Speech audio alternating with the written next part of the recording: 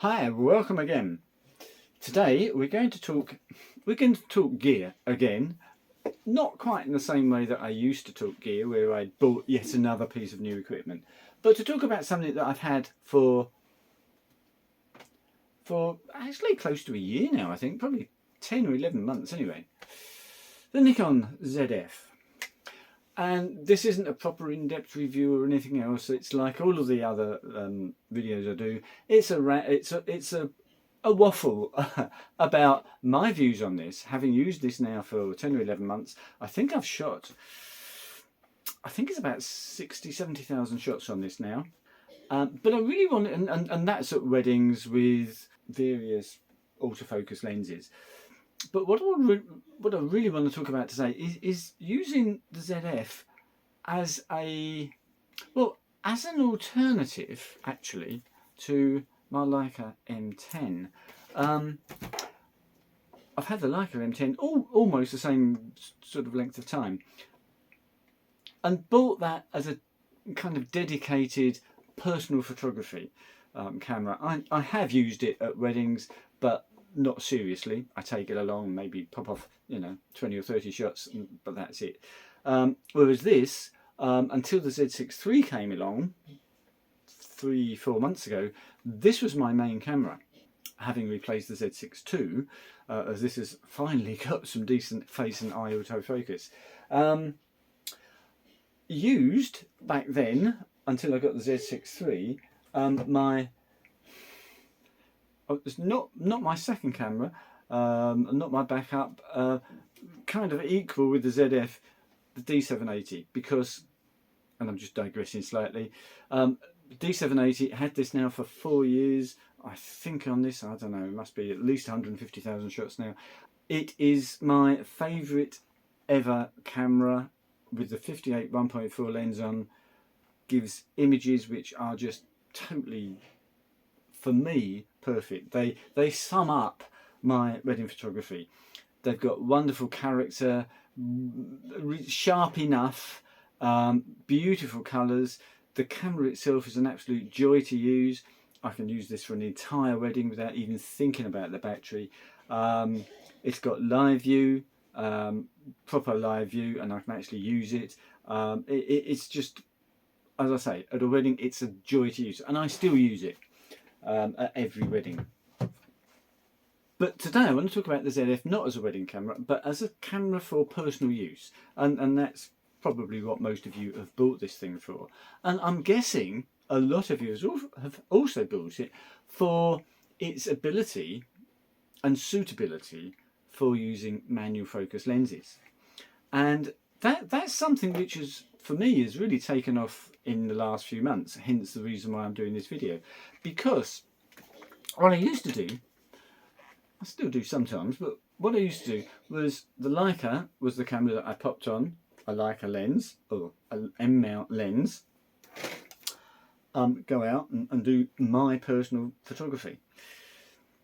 The problem with the Leica is it's, if I'm honest, a bit of a pain to use. The focusing, yeah, okay, the rangefinder and the patch and lining that up, I've pretty well cracked that, and I think I'm good enough at that to actually get decent photos. Exposure is a pain.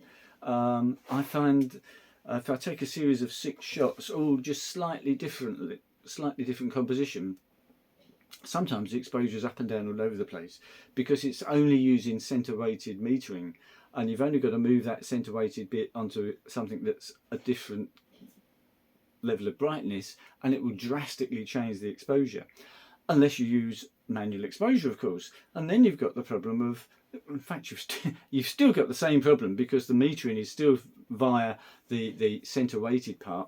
So you then switch to live view. You can do it, but it's a pain.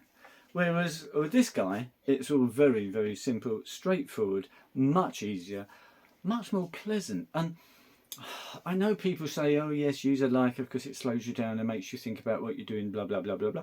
But you can do exactly the same with this, in a lot more enjoyable fashion, in my view. Am I going to get rid of the Leica? No, it's an icon. I want it, even if it just sits on the shelf, it marks a point in my photography, and I don't have any plans to get rid of it at all. But this has enabled me to use the Leica lenses in a much more pleasant way. So what have I got? I've got Voigtlander lenses. I've got a 40 1.2 and a 75 1.5 vintage, and I've also got a Lights Canada 90 f2 lens. So from 40 to 90 millimeters, so a decent range of lenses, and they are an absolute joy. The Leica lenses equivalent to this are probably 5 times the price, and I cannot believe that they are more than 1% better quality. The Voigtlander lenses are beautifully made, and certainly a match for the Leica, for the engineering of the Leica.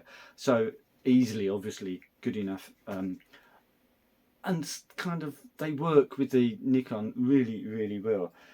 Small, light, beautifully made, as I say, and it enables you to do manual photography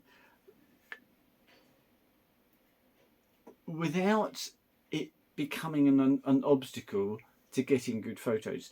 What I mean is, yes, okay, you want to slow down, you want to think about what you're doing, you want to think about the aperture. So I'm going to set the aperture to f4. I'm going to have the ISO to there, and I'll set the speed so I get the right exposure. So you do all that stuff.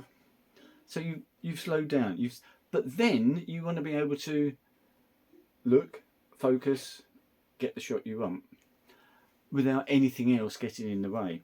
And maybe if you think, oh, it's a bit overexposed, I can just click that down the camera, doing that, and it all becomes very simple.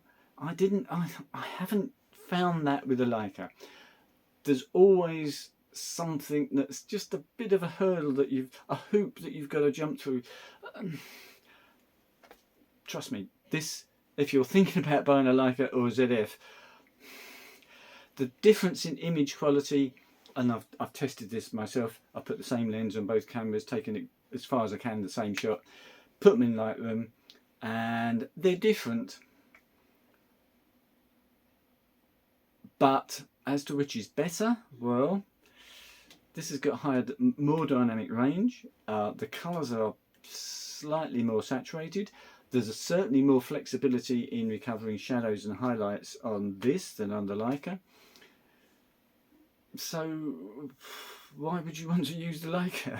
So whilst I've got it, it's not being used that much, and the ZF has taken over that role. And other things like the flippy screen. Okay, I know some people hate the flippy screen. I love it because I can have the screen there, and I can hold this right down on the ground, and I can see exactly what I'm doing. I can hold it up against a wall, and get the camera really right up against the wall and shoot like that. I find it really good, and of course you can also fold it away, and the screen is completely protected. Yeah, it's nowhere near as programmable as the Z6 III. I mean, the Z6 III has got way more programmability. The ergonomics are way better, and so it is my main camera at the weddings. When you're working for 8, 9, 10 hours, you want something comfortable that you can easily use. This isn't quite so easy to use. You've got less buttons, less programmability. So this has kind of become my specialist camera, and here's the sort of picture that I use with this camera. So during prep, certainly some of the couple shots, and all those sort of documentary shots where people are just mingling around, and with a 75mm lens, you can get in pretty tight and get some sort of pretty close-up looking shots. Or pop the 40 on, go back, get the whole scene. Brilliant. And very small, very discreet, and with the flip out screen at a wedding, I can just sort of shoot from here. I can just glance down, get that focused, just be looking around and popping off shots. Dead easy. For personal work, I find manual focusing engages you more with the photo you're taking, and actually makes it easier. I mean, some of some of the sort of things that you might want to try, like intentional camera movement, or multiple exposures, or dragging the shutter, or all those sort of techniques really suit this camera. Creativity, I think, is what this is all about. And by the way, the lots of little bits, which some of the little bits are a bit annoying, like the ISO. Why hasn't it got a dedicated auto ISO button or something like that? But it doesn't matter, you can use the front button to do that. But things like the black and white, I have to say, the black and white shots from this, put them straight into Lightroom, nothing to do. Absolutely gorgeous photos. And again, going back to weddings, I'm sorry. Again, a wedding, there'll be certain shots and I look at it and think, that would look wonderful in black and white. And up until fairly recently, I would have just used, you know, Z6 III or D780, just a colour shot, and then hopefully remember in Lightroom several days later, oh, I was going to do that as black and white, wasn't I? But of course in this, you can just flip that to black and white. It's still got all the colour information in the raw file, but when you put it into Lightroom, it's black and white. Oh yes, that's the one I was going to take in black and white. It's brilliant. And as I say, they're absolutely gorgeous photos. Possibly not quite as good as a Leica M10 or M11 monochrome. Possibly they're a little bit better because that is actually a dedicated black and white sensor. So there is going to be more dynamic range and so on and so forth.